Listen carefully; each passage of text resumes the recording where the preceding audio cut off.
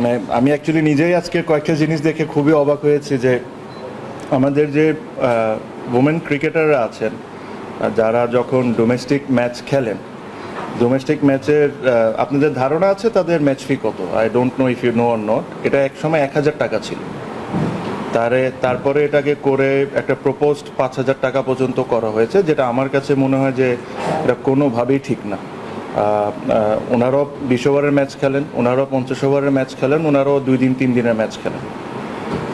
টাকা এখনও যে জিনিসটা আজকে আমরা অ্যাপ্রুভ করেছি এটাও আমি বলবো না যে খুব ভালো, but it is much better because সব কিছু ইনক্রিজ করার একটা লিমিটেশনস আছে। সে এখন থেকে তারা T20 ম্যাচের জন্য যেটা এখন পাবেন হলো 10,000 টাকা করে, ওয়ান ডে ম্যাচের জন্য তারা পাবেন 15,000 টাকা করে, লঙ্গার ভার্সন 2 ডে 3 ডে 4 ডে এটার জন্য ওনারা পাবেন 20,000 টাকা করে, যেটা আগে হয়তো বা 8,000 বা এরকম কোনো কিছু একটা ছিল। ওনাদের ন্যাশনাল কন্ট্রাক্ট যেটা হলো ন্যাশনাল টিমের প্লেয়ারদের বাদে যেটা ডোমেস্টিক প্লেয়ারদের কন্ট্রাক্ট যেটা আছেন ওটাতে 30 to 35 ওমেন ক্রিকেটাররা কন্ট্রাক্টেডে আছেন।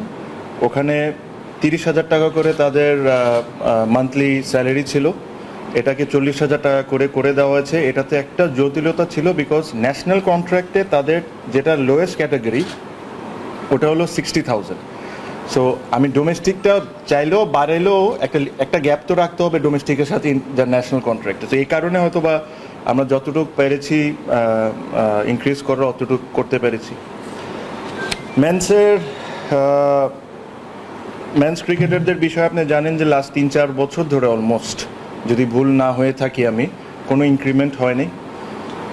এতদিন মেন্স ক্রিকেটারদের যে স্যালারি ছিল এটা ছিল হলো এ ক্যাটাগরির স্যালারি ছিল 35,000 টাকা, বি 30,000 আর সি 25,000। এগেইন আমার কাছে মনে হয় ইটস হাইলি আন্ডারপেইড। এত কষ্ট করে তারা সবাই ক্রিকেট খেলে, ক্রিকেটের কারণেই আজকে আমাদের এই ক্রিকেট বোর্ড, এই ক্রিকেট সব কিছু। মিনিমাম রেসপেক্ট বা যে কষ্টটা করে তাদেরকে মিনিমাম জিনিসটা আমাদের করে দেওয়া উচিত।